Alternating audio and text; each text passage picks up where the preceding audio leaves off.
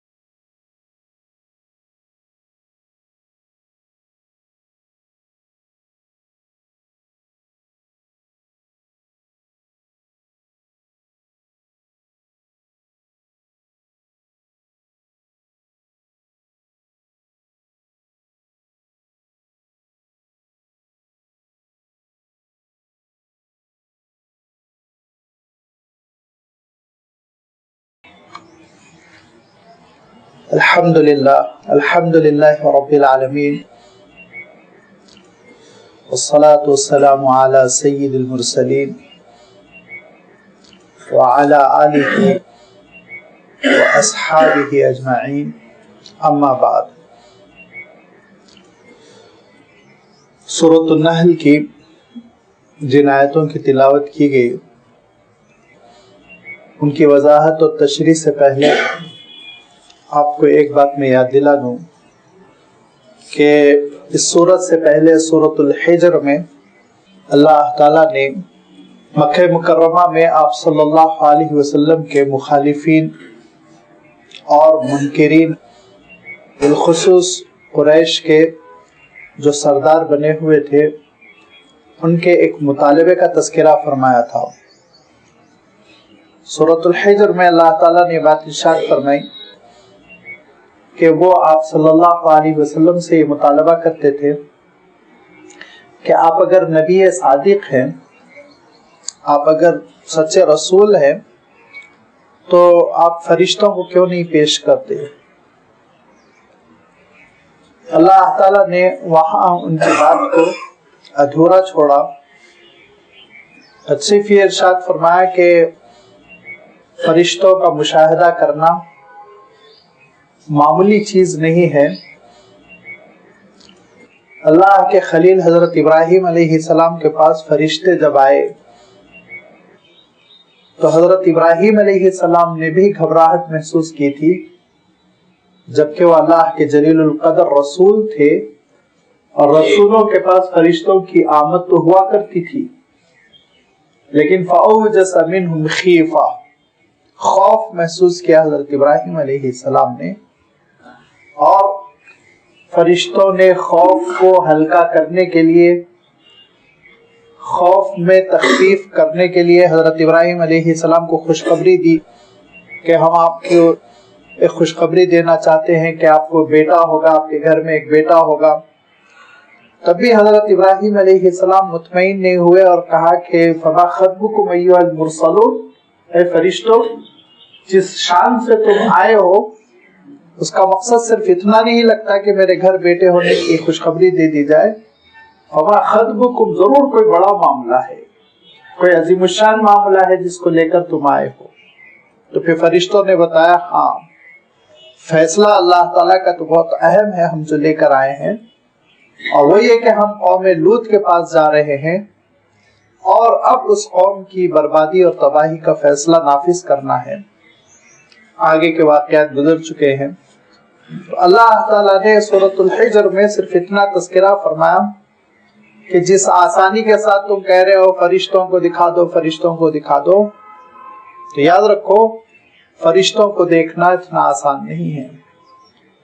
सूरतुन नहल का आगाज हुआ तो अल्लाह ताला ने इरशाद फरमाया अता अम्रुल्लाहि फला तस्ताजिलूहा, अल्लाह का फैसला आ चुका है, जल्दी मत करो। देखोगे करीब फरिश्तों को देखोगे जो अल्लाह का फैसला लेकर आ रहे हैं।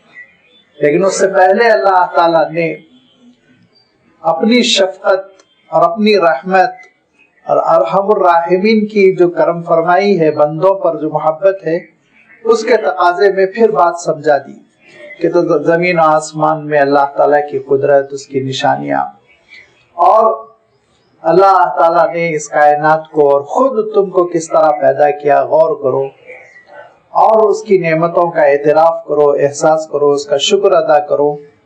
यहाँ तक कि अल्लाह ताला ने इरशाद फरमाया कि देखो इतनी नेमतें हैं अल्लाह ताला की, इतनी नेमतें हैं कि अगर तुम उसका शुमार करना चाहो तो उसको तुम गिन कर उस पे स्टैंप लगा दो, ये मुमकिन नहीं, अहाता नहीं कर सकते। इन तउद्दु नेमतुल्लाहि फला तुहसूहा, बहुत बेशुमार नेमतें हैं, लिहाजा अपने मोहसिन को पहचानो और अपने मौला को पहचानो और उसकी नेमतों की वजह से उसका शुक्र अदा करो, उसकी इबादत करो।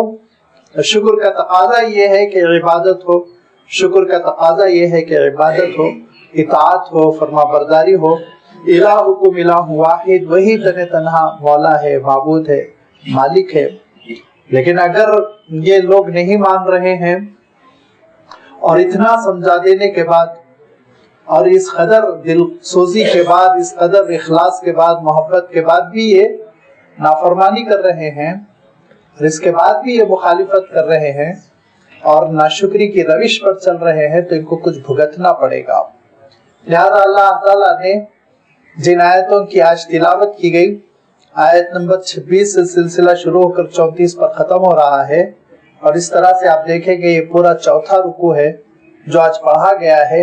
इन आयतों में अल्लाह ताला ने ये बात इरशाद फरमा दी कि फरिश्तों को देखना ये एक वक्त मुकद्दर है, तय है, देखोगे, लेकिन कैसे देखोगे उसकी तफसील कर दी।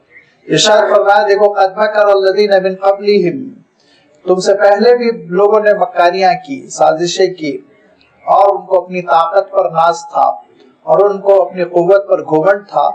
लेकिन क्या हुआ, फ़अतल्लाहु बुनियानहुम मिनल क़वाइद, अल्लाह ताला ने उनकी इमारतों को उल्टा गिरा दिया, बुनियादों से ढा दिया। फ़क़र्रा अलैहिमुस सक़फ़ु मिन फ़ौक़िहिम, तो छत उनके ऊपर से उनके ऊपर गिर गई, ऊपर से छतें उन पर गिर गई और वो हलाक हो गए, बर्बाद हो गए। लाज़मी बात है अल्लाह ताला का ये अज़ाब मुतअद्दिद मर्तबा आ चुका था। अल्लाह ताला ने बाज़ कौमों पर ज़लज़लों का अज़ाब भेजा, अल्लाह ताला ने बाज़ कौमों पर आंधियों का अज़ाब भेजा, और बस्ती की बस्ती मलियामेट हो गई, तबाह हो गई, बर्बाद हो गई, जिनका तज़किरा अल्लाह ताला ने दूसरी सूरतों में फरमाया। सूरतुल आराफ में बड़ी वजाहत है, सूरह हूद में उसका तज़किरा गुजर चुका है, और खुद गुज़श्ता सूरत में इशारा किया गया कि कौम लूत जब बहुत नाफरमान हो गई और हजरत लूत अलैहिस्सलातु वस्सलाम की बात मानने से इनकार किया, तो एक वक्त आया कि अल्लाह ताला उनकी बस्ती उलट दी, फरिश्तों के जरिए से अल्लाह ताला ने उनकी बस्ती उलट दी, ऐसा उलट दी कि उनकी जमीन को धंसा दिया गया उल्टा मारकर, और वहां एक समंदर है, डेड सी है, आप जानते हैं। उस समंदर में लोगों ने, गवासों ने तहकीक की, अंदर जाकर पता चलाया, इमारतें उल्टी नजर आई और उसके आसार आज तक मौजूद है। लिहाजा अल्लाह ताला इरशाद फरमाता है कि लोग जब नाफरमानी पर उतर आए, क़द मकर अल्लज़ीना मिन क़ब्लिहिम, और उन्होंने बड़ी साजिशें की, नबियों के खिलाफ बड़ी तदबीरें की, فَأَتَى اللَّهُ بُنْيَانَهُمْ مِنَ الْقَوَاعِدِ، قواعد کہتے ہیں بنیاد کو، جو بنیاد پر عمارت پوری کھڑی کی جاتی ہے اس بنیاد کو قواعد کہتے ہیں۔ اللہ تعالیٰ ارشاد فرماتا ہے کہ اللہ تعالیٰ نے ان کی عمارتوں کو ان کی جڑوں سے اکھاڑ دیا، ان کی جڑوں سے، ان کی بنیادوں سے اللہ تعالیٰ نے تباہ کر دیا، کیونکہ عام طور پر عمارت گرتی ہے تو اوپر کا حصہ گرتا ہے اور اس کی جو جڑ، جو بنیاد ہوتی ہے، جو بیس ہوتی ہے، وہ تو باقی رہتی ہے۔ لیکن اللہ تعالیٰ ارشاد فرما رہا ہے کہ ان کے اوپر جب عذاب آیا تو ان کی بنیادوں کو بھی اکھاڑ کر پھینک دیا گیا۔ فخر علیہم السقف، اور چھت ان پر گر پڑی، من فوقہم، اوپر سے بھی عذاب آیا، نیچے سے بھی عذاب آیا۔ وَأَتَاهُمُ الْعَذَابُ مِنْ حَيْثُ لَا يَشْعُرُونَ، کہ ان کو جہاں سے گمان بھی نہیں تھا وہاں سے عذاب آیا۔ گمان نہیں تھا اور انہوں نے تدبیر کچھ اور کی تھی، حفاظتی انتظام کچھ اور کیا تھا۔ حضرت ہود علیہ السلام نے جب دعوت پیش کی تو حضرت ہود علیہ السلام کی قوم کو کہا کہ دیکھو بات مانو، مجھ سے پہلے جب حضرت نوح علیہ السلام کی بات نہیں مانی گئی تو اللہ تعالیٰ نے ایک سیلاب بھیجا تھا جس کی وجہ سے لوگ پورے کے پورے بہہ گئے، ختم ہو گئے۔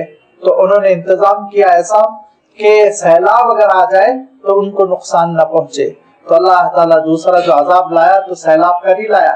سوچا بھی نہیں تھا انہوں نے، آندھی کا عذاب آیا اور آندھی کے عذاب سے وہ سب تباہ ہو گئے۔ اور پھر حضرت ہود علیہ السلام کے بعد حضرت صالح علیہ السلام نے جب قوم کو یہ ڈرایا کہ دیکھو ہود کی نافرمانی کی گئی علیہ الصلوۃ والتسلیم، تو پھر اس قوم پر زبردست اللہ تعالیٰ نے آندھی اور ہوائیں بھیجی جو ایک ہفتہ چلتی رہی اور اس کے بعد قوم ختم ہو گئی۔ تو اس قوم نے آندھی سے مقابلہ کرنے کا انتظام کیا، پہاڑوں میں گھر بنایا اور سوچا بھی نہیں کہ اب اللہ تعالیٰ کوئی تیسرا ہی عذاب بھیجے گا۔ جب عذاب آیا تو ان کو معلوم ہی نہیں تھا، زمین کی جڑ سے اندر سے عذاب آیا، زلزلہ ایسا دہلا دینے والا اور ایسی زمین میں گڑگڑاہٹ کہ اس کے بعد پوری کی پوری قوم ختم ہو گئی۔ تو اللہ تعالیٰ ارشاد فرماتا ہے من حیث لا یشعرون، قوم کو شعور بھی نہیں تھا، سمجھ بھی نہیں رہے تھے کہ عذاب کہاں سے آئے گا، وہاں سے عذاب آیا۔ یہ ہے اللہ تعالیٰ کا انتظام کہ اللہ تعالیٰ کب اس کو کس چیز سے ہلاک کرے، لہذا اللہ تعالیٰ کا فیصلہ آنے سے پہلے تم سمجھنے کی کوشش کرو۔ فیصلہ آ جائے گا، دنیا ختم ہو جائے گی، ثم یوم القیامہ، قیامت باقی رہے گی۔ قیامت کے دن کیا ہوگا؟ ثم یوم القیامت یخزیہم، ایسے منکروں کو اللہ تعالیٰ رسوا کر دے گا، وہ رسوا ہوں گے، شرمندہ ہوں گے۔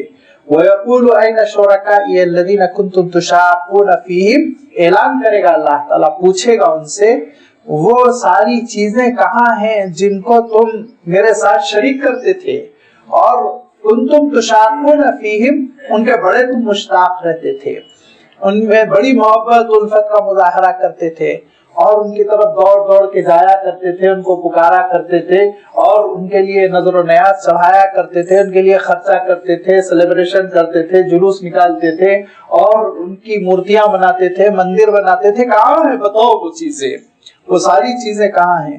وَيَقُولُ، فرمائے گا اللہ تعالیٰ، أَيْنَ شُرَكَائِي، کہاں ہیں وہ ساری چیزیں جن کو میری ذات میں شریک کیا جاتا تھا، الذین کنتم تشاقون فیہم، جن کے تم بڑے مشتاق بھی تھے، بڑا شوق بھی تھا تم کو، بڑی رغبت بھی تھی، اور نماز پڑھنے کا مسئلہ ہو تو ڈنڈی مارتے، اور اگر عبادتوں کا مسئلہ ہو، خرچ کرنے کا مسئلہ ہو دین کے نام پہ، فلاحی نام پر، تو انسان کے دل میں ذرا سا رکاوٹ پیدا ہوتی ہے۔ لیکن یہ ان جھوٹے خداؤں کی شان و شوکت کے لیے آپ دیکھتے ہیں کتنے جلوس نکلتے ہیں اور کتنا شور مچایا جاتا ہے، کتنا چندہ ہوتا ہے، کتنا خرچہ ہوتا ہے، کیا کیا خرافات نہیں ہے جو ہوتی ہیں۔ لہذا اللہ تعالیٰ ارشاد فرماتا ہے ان کے معاملے میں تو بڑے تیز گام تھے تم، اور ان کے معاملے میں تو بڑی تیزی دکھاتے تھے، وہ کہاں ہیں؟ لاؤ ان کو لاؤ، وہ کاش تمہارا کام بنا سکتے ہیں۔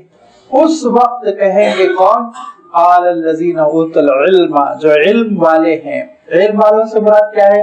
علم والوں سے مراد جن کے پاس IPS کی ڈگریاں ہوں گی، IAS کی ڈگریاں ہوں گی، MS کی ڈگریاں ہوں گی، جو امریکہ سے پڑھ کے آئے ہوں گے، آسٹریلیا سے ڈگری لے کر لوٹے ہوں گے، وہ سب نہیں۔ اللہ تعالیٰ جب کبھی العلم فرماتا ہے تو یاد رکھیے اس علم سے مراد اس علم سے مراد دراصل وہی کی بنیاد پر جو علم ہوتا ہے وہ اصل وہ علم ہے. یہ تو ٹیکنکس ہے، جینے کی مہارتیں ہیں، اسکلز ہیں جن کو انسان حاصل کر رہا ہے زندگی سنوارنے کے لیے. میں اس وقت یہ نہیں کہہ رہا ہوں اچھی چیز ہے بری چیز ہے، نہ میں مخالفت میں جا رہا ہوں نہ تائید میں جا رہا ہوں. آپ سیکھیے جتنا زندگی گزارنے کے لیے اور جتنا ترقی کرنے کے لیے سیکھنا ہو سیکھیے. آپ نہ اسلام نے اس کی مذمت کی اور نہ اسلام نے اس کے لیے قرآن مجید میں کوئی صورت نازل کی کہ تم یہ چیزیں حاصل کرو، کیونکہ اللہ تعالیٰ کو معلوم ہے ان پہ تو انسان گرے گا، آلریڈی انسان ان پہ گرے گا ہی گرے گا. یہ تو دنیا کی چیزیں ہیں. اللہ تعالیٰ نے قرآن پاک میں جن چیزوں کی اہمیت بیان فرمائی وہ چیزیں ہیں جن کا تعلق انسان کی ہدایت سے ہے، انسان کی رہنمائی سے ہے، اور ہدایت انسان کی آخرت کی کامیابی سے ہے، اور انسان ان کو فراموش کرتا ہے. لہذا اہل علم فرمایا وہ علم جو قرآن مجید کی بنیاد پہ، وحی الہی کی بنیاد پر، جو صحیفہ الہی کی بنیاد پر حاصل ہوتا ہے. لہذا فرمایا قال الذین اوتوا العلم، جن کے پاس اللہ کی کتابوں کا علم ہوگا، جو اللہ کی کتابوں کے علم کے ذریعے سے ایمان کی صفت سے متصف ہوں گے، وہ اس دن کہیں گے، کیا کہیں گے؟ ان الخزي اليوم والسوء على الكافرين، آج تو کافروں کے لیے ذلت بھی ہے، ناکامی بھی ہے، آج تو کافروں کے لیے اہانت بھی ہے، بے عزتی بھی ہے، ساری عزتیں چھین لی گئی، ذلت سے ان کو دوچار کر دیا گیا، اور اس کے ساتھ ساتھ والسوء، تکلیف بھی، پریشانی بھی، عذاب کی مصیبت بھی، دونوں چیزیں آج کافروں کے لیے مقدر ہے. وہ قیامت کے دن اعلان کریں گے. کون کریں گے؟ جن کے سینے میں اللہ کی کتاب کا علم ہوگا، جن کے سینے میں ایمان ہوگا. کیوں؟ دنیا میں اس علم کی وجہ سے، دنیا میں اس ایمان کی وجہ سے وہ مخالفتوں کا، مصیبتوں کا شکار ہو رہے ہیں. دنیا میں بڑی مخالفتیں ہو رہی ہیں، دنیا میں بڑا نقصان ہو رہا ہے، ہر جگہ ان کے لیے پریشانی ہو رہی ہے.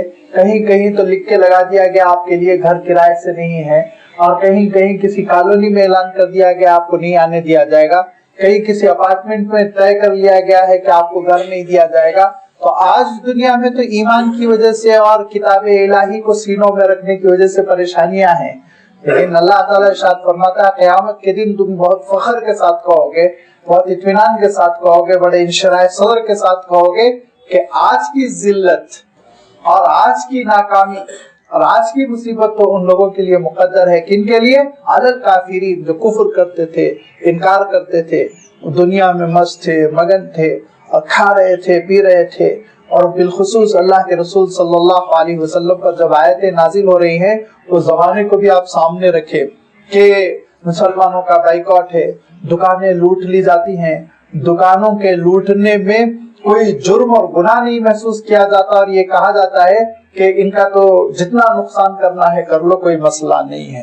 یہاں تک کہ یہودیوں نے فتویٰ دے دیا اور یہ کہا لیسا علینا فی الامیین سبیل، یہ لوگ جو ہے یہ کتاب سے محروم ہیں اور ان کو نقصان پہنچانے میں ہم کو کوئی گناہ نہیں ہونے والا ہے، کوئی نقصان نہیں ہونے والا ہے. ان کے سلسلے میں ان کے درمیان لڑائیاں پیدا کرو، ان کی دکانوں کا بائیکاٹ کرو، اور ان کو جس قدر ہو سکتا ہے معاشی پریشانیوں میں مبتلا کرو. یہ ساری مکر و فریب کی تدبیریں چل رہی ہیں. تو اللہ تعالیٰ ارشاد فرماتا ہے اس سے پہلے قد مکر الذین من قبلہم، اس سے پہلے بھی ایسی مکاریاں کی گئی، اب بھی کی جا رہی ہیں. لیکن قیامت کے دن تم کس قدر شرمندگی سے دوچار ہو جاؤ گے اس کا تم احساس کرو. اور قیامت اس کو ذرا بندہ دور سمجھتا ہے، لیکن ارشاد فرمایا تمہاری اپنی قیامت تو بہت قریب ہے. لہذا تمہاری اپنی قیامت کیا ہے؟ فرمایا الذین تتوفاہم الملائکۃ ظالمی انفسہم، فرشتوں کو دیکھنا چاہتے ہو تو ذرا سنو. الذین تتوفاہم الملائکۃ ظالمی انفسہم، جنہوں نے اپنے جانوں پر ظلم کیا ہوگا. اپنے جان پر ظلم کرنا قرآن پاک کی اصطلاح میں کفر، شرک اور گناہ کبیرہ کرنا ہے. اللہ تعالیٰ نے قرآن مجید میں جہاں بھی یہ فرمایا کہ بندہ بڑا گناہ کرتا ہے، نافرمانی بغاوت کرتا ہے، تو اللہ تعالیٰ کا کوئی نقصان نہیں کرتا بلکہ خود اپنے آپ پر ظلم کرتا ہے. لہذا ارشاد فرمایا کہ ظالمی انفسہم، جو اپنے آپ پر کفر کے ذریعے سے، شرک کے ذریعے سے نبی کی مخالفت کے ذریعے سے، بغاوت کے ذریعے سے اور اہل ایمان کی مخالفت کے ذریعے سے ظلم کرتے چلے جا رہے ہیں اور گناہوں کا بوجھ اپنے آپ پر لاتے چلے جا رہے ہیں، ان کا ذرا منظر دیکھو کہ جس وقت توفاہم الملائکۃ، فرشتے ان کو گھیر لیں گے ان کا چارج لینے کے لیے، وفات سے ان کو دوچار کرنے کے لیے، موت سے ان کو دوچار کرنے کے لیے۔ اصل تتوفا، وفات کا لفظ تو ہماری اردو زبان میں موت کا ہم معنی بن گیا، لیکن عربی میں وفات کہتے ہیں۔ جب یہ واو فا یا کا لفظ آتا ہے تو اس کے معنی ہوتے ہیں حساب کتاب بے باک کر دینا، چارج لے لینا اور کسی معاملے کو کمپلیٹ کر دینا، مکمل کر دینا۔ چونکہ موت کے وقت حساب کتاب لے لیا جاتا ہے اور زندگی بے باک کر دی جاتی ہے، جتنی مدت اللہ تعالیٰ نے مقرر فرمائی تھی اس مدت پہ ٹھپا لگا دیا جاتا ہے۔ اسی لیے عربی میں موت کے وقت کے لیے بھی اللہ تعالیٰ نے وفات کا لفظ استعمال فرمایا۔ میں اس لیے یہ تشریح کر رہا ہوں کہ بسا اوقات بعض لوگ حضرت عیسیٰ علیہ السلام کے سلسلے میں متوفی کا کے لفظ کو غلط انداز میں بیان کرنے کی کوشش کرتے ہیں، لہذا لفظ کی حقیقت تھوڑا آپ کے ذہن میں رہے تو پھر غلط بیانی کرنے والوں سے آپ ہوشیار رہیں گے۔ الذین تتوفاہم الملائکۃ، جن کا حساب کتاب لینے کے لیے فرشتے آ جائیں گے، اور جب موت کا وقت ہوگا اور جو گناہوں سے اپنے آپ پر ظلم کیے ہوں گے ان کا عالم یہ ہوگا کہ اس وقت فرشتوں کو دیکھنے کے ساتھ ہی فَأَلْقَوُا السَّلَمَ، تو پھر وہ سرنڈر ہو جائیں گے۔ فَأَلْقَوُا السَّلَمَ، وہ اب ان کے آگے ہتھیار ڈال دیں گے، ان کے آگے وہ ایک بات نہیں کر سکیں گے، مَا كُنَّا نَعْمَلُ مِن سُوءٍ، کیا کہیں گے؟ ہم گناہ نہیں کرنا چاہتے تھے، کوئی گناہ نہیں کر رہے تھے، وہ غلط فہمی تھی جس کی وجہ سے ہم سب کچھ کر رہے تھے۔ لیکن لازمی بات ہے کہ وہ وقت ایسا وقت ہوگا کہ اب ان کی معذرت قابل قبول نہیں ہوگی۔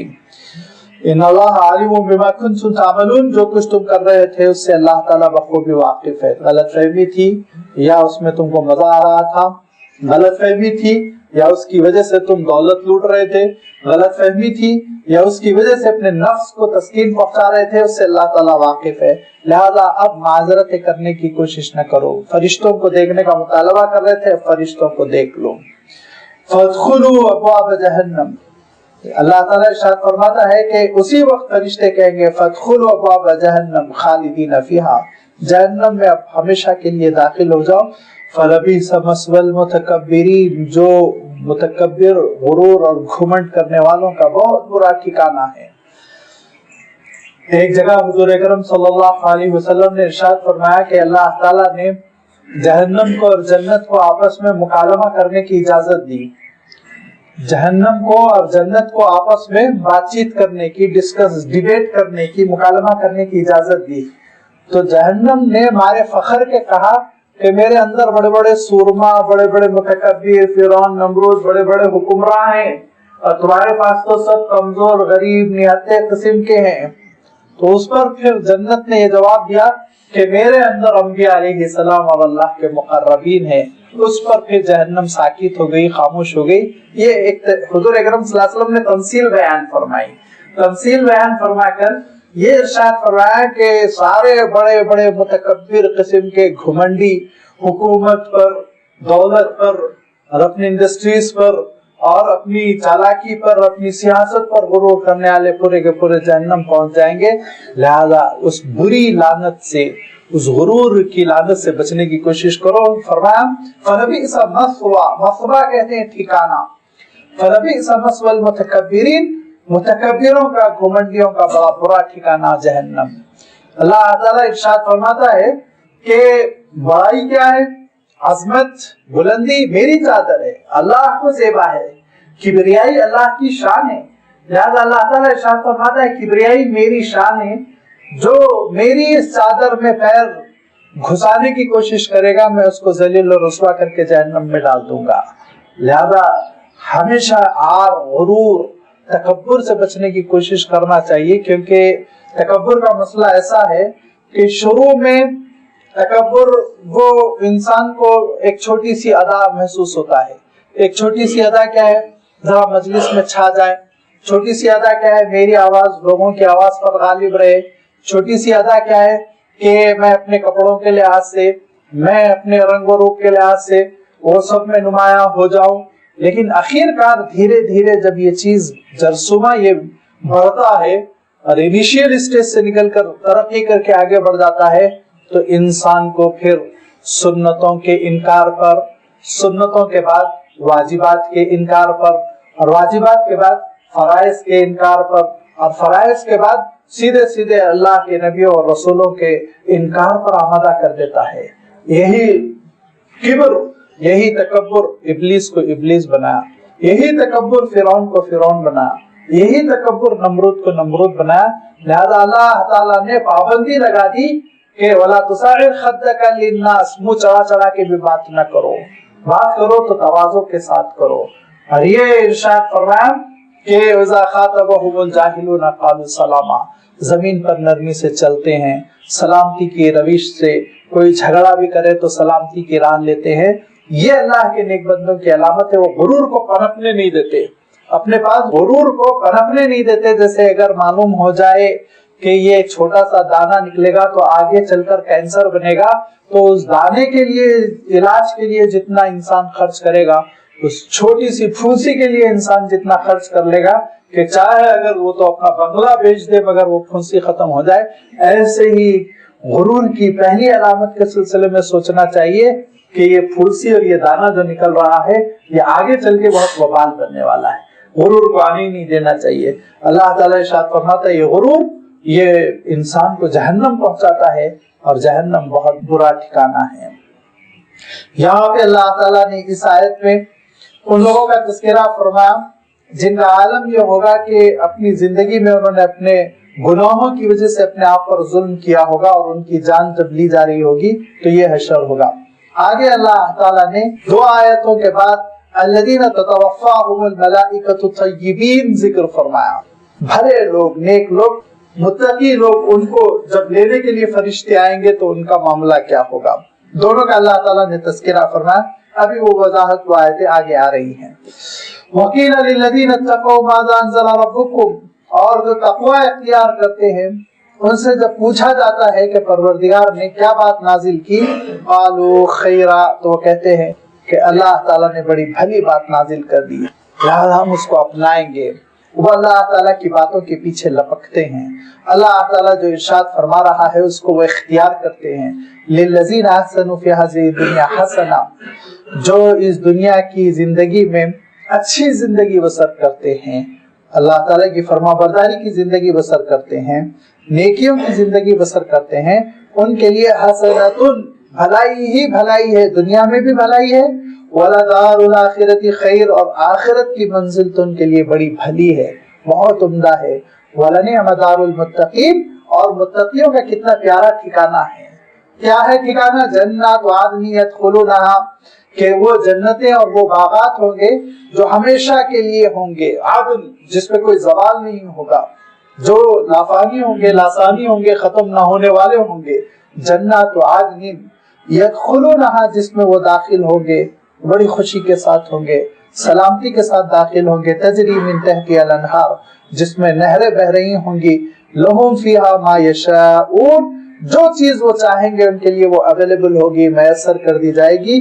जिस चीज की वो जरूरत महसूस करेंगे वो चीज उनके लिए पेश कर दी जाएगी।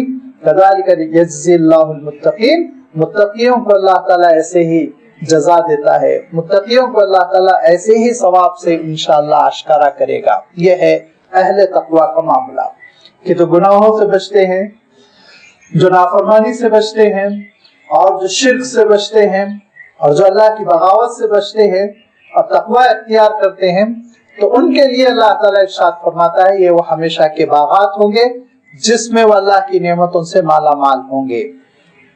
ये तो उनके साथ आखिरत में मामला होगा, लेकिन आखिरत जरा मौखर है, आखिरत जरा बाद में आने वाली है, थोड़ा उसके लिए गैप है। इसीलिए जरा बंदा जो है आखिरत के बारे में सोचते सोचते थोड़ा सा तरद्दुद का शिकार हो जाता है, दुनिया में क्या होगा।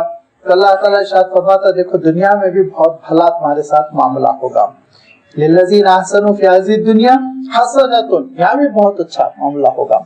एक मामला तो ये होगा जो दुनिया की तुम जिंदगी बसर करते हो اس میں اللہ تعالیٰ تم کو چین اور سکون کی زندگی دے گا.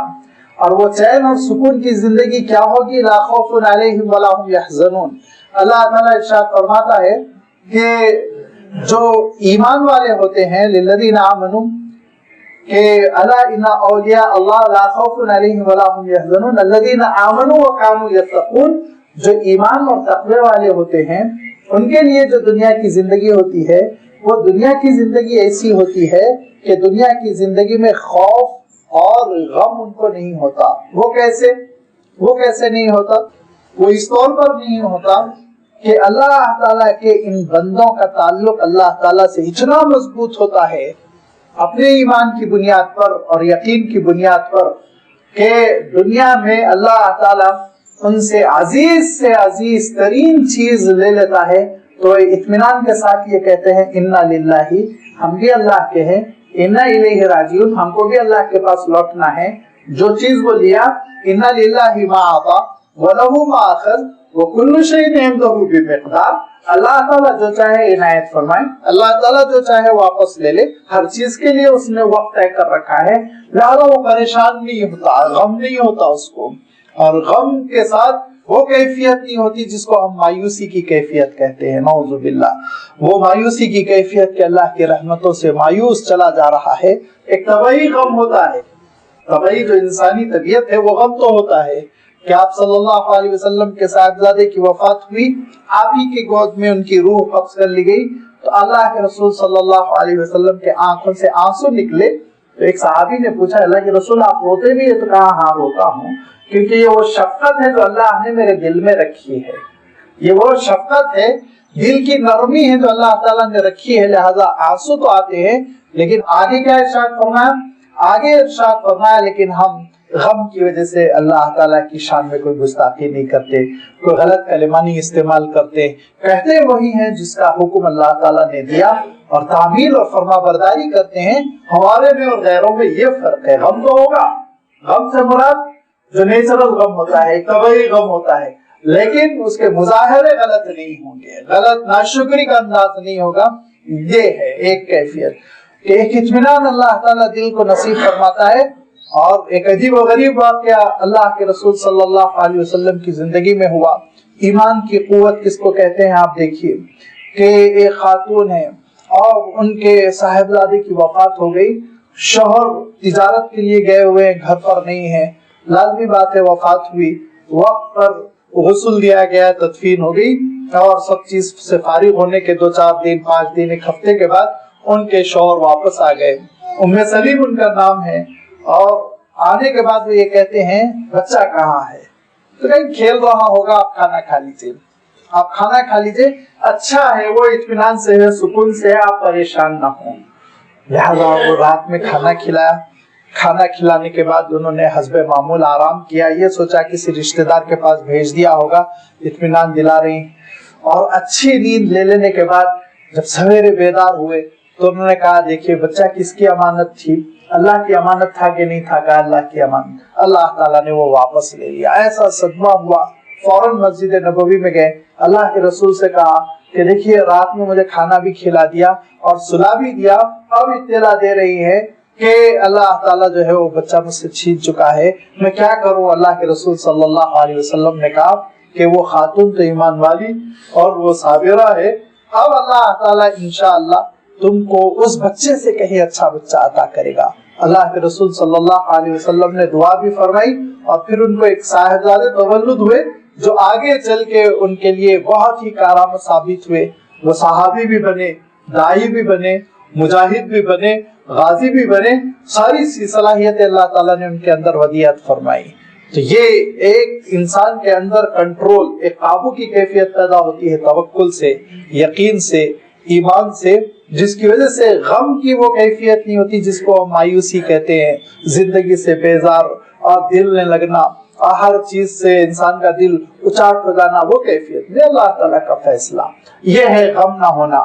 اور ولا هم يحزن، غم نہ، خوف نہ ہونا کل کے بارے میں پریشان کیا ہونے والا ہے، اور اس کی وجہ سے معلوم یہ ہوا آج کھانا نہیں کھایا جا رہا ہے، کل کی وجہ سے پریشان کہ حکومت کیا لانے والی ہے، پالیسی کیا قانون لانے والی ہے، اور کس مصیبت میں شکار ہو جاؤں گا، اور وہ فلاں کیا سازش کرنے والا ہے، فلاں کون سی پریشانی میں مجھے پھانسنے والا ہے، یہ ساری برے خیالات سے وہ محفوظ رہتا ہے. کل جو کچھ بھی ہوگا اللہ تعالیٰ کرے گا.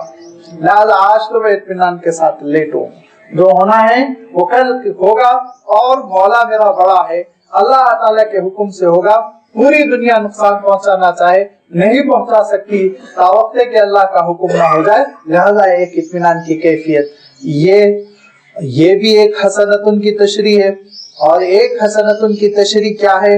ایک حسنتن کی تشریح یہ ہے کہ اللہ تعالیٰ نیک اعمال کی توفیق دینے کے بعد اور تقوی کی زندگی گزارنے کے بعد جب موت کا وقت آئے گا تو اس وقت کے بارے میں ارشاد فرمایا الذین تتوفاہم الملائکۃ طیبین، یہ طیب پاکیزہ پیارے لوگ جب ان کو فرشتے گھیر لیں گے روح قبض کرنے کے لیے، یقولون سلام علیکم، تو وہ کہیں گے السلام علیکم. اس سلام سے دل مطمئن ہو جائے گا. یہ تو جانی پہچانی شخصیتیں ہیں. اس کے بعد سے پھر ادخلوا الجنۃ بما کنتم تعملون، اسی وقت وہ بالکل نقد خوشخبری دے دیں گے کہ جنت میں آپ کو داخل ہونا ہے. آپ کے اپنے اعمال کی وجہ سے، آپ نے جو اچھے اعمال کیے اس کی وجہ سے آپ کو جنت میں چلنا ہے. امام احمد ابن حنبل رحمۃ اللہ علیہ وہ اپنی کتاب مسند میں حضرت براء ابن عازب سے ایک روایت نقل کرتے ہیں. بڑی تفصیلی روایت ہے، اس کا احاطہ کرنا اور پورا یادداشت کی بنیاد پر بیان کرنا ناممکن ہے، لیکن اس کا خلاصہ یہ ہے کہ حضرت براء ابن عازب رضی اللہ تعالیٰ عنہ بڑے جلیل القدر صحابی ہے. وہ بیان فرماتے ہیں کہ مدینہ منورہ میں ایک وفات ہو گئی، نماز جنازہ ہوئی اور جنازہ لے کر ہم لوگ آگے بڑھے، لیکن جب قبرستان پہنچے تو معلوم ہوا قبر تیار نہیں ہے. عام طور پہ ہو جاتا ہے ایسا، ہماری زندگیوں میں بھی ایسے واقعات ہوتے ہیں. ابھی قبر بننے میں کچھ دیر ہے، آدھا گھنٹہ 10 منٹ، لہذا جنازہ رکھا گیا. اور اس کے بعد اللہ کے رسول صلی اللہ علیہ وسلم بیچوں بیچ تشریف فرما ہو گئے، بیٹھ گئے. آپ کے ہاتھ میں ایک چھڑی بھی تھی، فرمایا عصا آپ صلی اللہ علیہ وسلم کے ہاتھ میں ہوا کرتا تھا. حضرت براء کہتے ہیں ہم لوگ چاروں طرف اللہ کے رسول صلی اللہ علیہ وسلم کے اطراف اکناف بیٹھ گئے. بہت دیر آپ صلی اللہ علیہ وسلم سر جھکائے بیٹھے رہے. اس کے بعد آپ نے ایک واعظ فرمایا، اور واعظ فرمانے کے بعد اللہ کے رسول صلی اللہ علیہ وسلم اس میں ارشاد فرماتے ہیں کہ دیکھو، جب بندے کا وقت آ جاتا ہے، جب اللہ تعالیٰ کے پاس سے یہ حکم آتا ہے فرشتوں کا کہ اب فلاں کی روح قبض کر لو، لہذا نیک بندے کی روح لینے کے لیے فرشتوں کا ایک جلوس چلتا ہے، اور اس کے بعد سے وہ فرشتے اس نیک بندے کے پاس داخل ہوتے ہیں، اور داخل ہونے کے بعد اس کو کہتے ہیں السلام علیکم. سلام کرنے کے ساتھ ہی وہ دیکھتا ہے کہ انتہائی سفید چہرے ہیں جو اس کے اطراف اس کو گھیرے ہوئے ہیں. آپ صلی اللہ علیہ وسلم ارشاد فرماتے ہیں بیض الوجوہ، چہرے بالکل سفید ان کے ہوتے ہیں برف کی مانند. دیکھتے ہی بندے کو ایک اطمینان ہوتا ہے، اور اس کے بعد وہ یہ کہتے ہیں کہ اے بندے مومن فلاں ابن فلاں، اللہ تعالیٰ نے تم کو اتنی زندگی مقدر فرمائی تھی اور اب یہ زندگی ختم ہو رہی ہے، ہم کو اللہ تعالیٰ نے روح قبض کرنے کے لیے تمہارے پاس بھیجا. لہذا وہ یہ کہتے ہیں، اللہ کے رسول صلی اللہ علیہ وسلم کے الفاظ ہے اخرجی یا ایتها النفس المطمئنہ، اے نفس مطمئن اپنی روح کو نکال کر دے دے. اور اس کے بعد وہ یہ کہتے ہیں کہ کدھر چلنا ہے تم کو؟ یہ کہتے ہیں کہ الی رب غیر غضبان الی روح و ریحان، جنت کی نعمتوں کی طرف اور ایسے رب کی طرف جو تم سے خوش ہے، وہاں تم کو چلنا ہے. تو آپ صلی اللہ علیہ وسلم ارشاد فرماتے ہیں مشکیزے میں سے، مشکیزہ جو لیدر کا آتا تھا جس میں پانی رکھا جاتا تھا، اور رسی سے جیسے ہی منہ کھولا گیا اس کا تو پانی فرفر گرنے لگتا تھا. آپ نے فرمایا مشکیزے میں سے جس آسانی کے ساتھ پانی نکلتا ہے، اسی آسانی کے ساتھ بندے مومن کی روح نکل جاتی ہے. اور فرشتے اس کو ایک کفن سفید جو جنت سے لائے ہوئے ہیں اس میں لپیٹ لیتے ہیں، اور لپٹنے کے بعد اس کو لے کے آگے بڑھتے ہیں. جب آگے بڑھتے ہیں تو ہر مرحلے پر فرشتوں کا ایک جلوس ملتا ہے، فرشتوں کا ایک گروپ ملتا ہے، اور وہ یہ کہتا ہے یہ اتنی پیاری خوشبو کی چیز کہاں لے جا رہے ہو؟ تو یہ کہتے ہیں فلاں بندے کی روح ہے جو اللہ کے دربار میں حاضر کرنے کے لیے لے جا رہے ہیں. اور ہر مرحلے پہ سلام علیکم کہا، جس پہ سلامتی ہو اس پر سلامتی ہو. یہاں تک کہ اللہ کے دربار میں روح پیش کی جاتی ہے تو اللہ تعالیٰ ارشاد فرماتا ہے علیین میں اس روح کو رکھو، لیکن ابھی اس روح کو لوٹا دو کہاں؟ وہاں جہاں کی اس کا جسم ہے، کیونکہ اس کے جسم کو میں نے مٹی سے پیدا کیا، ابھی مٹی میں لوٹا دیا ہوں اور اسی مٹی سے میں دوبارہ اس کو کھڑا کروں گا، لہذا پھر روح لوٹائی جاتی ہے اور حساب کتاب کا مسئلہ قبر میں ہوتا ہے۔ ارشاد فرمایا لیکن اگر اس کے بالکل برخلاف ایمان سے محروم، گناہوں سے آلودہ زندگی بسر کرنے والا بندہ ہو تو وہاں پہ اخرجی یا ایتھا النفس الخبیثہ، فرشتے جب آتے ہیں تو ان کی شکلیں ایسی نظر آتی ہیں کہ ان کی شکلوں سے اس کی روح اتنا گھبرا جاتی ہے کہ پورے جسم میں دوڑنے اور بھاگنے اور چھپنے لگتی ہے۔ تو فرشتے کہتے ہیں اے خبیث، اپنی جان سپرد کر، وقت تیرا آ چکا ہے۔ لہذا پھر اس کی روح کو ایسے نکالتے ہیں جیسے کہ اللہ کے رسول صلی اللہ علیہ وسلم نے تشبیہ دی، جو تشبیہ ذرا آج سمجھنا مشکل ہو گیا لیکن پرانے لوگ سمجھ سکتے ہیں کہ کنویں میں ڈول گر کے چھپ جاتا ہے تو ایک کانٹا آتا تھا جالی دار قسم کا، اس کانٹے سے چاروں طرف مار مار کے تلاش کیا جاتا تھا ڈول کدھر گرا ہوا ہے، اس میں پھر ڈول پھنستا تھا اور اس بالٹی کو ڈول کو پھر واپس کھینچا جاتا تھا۔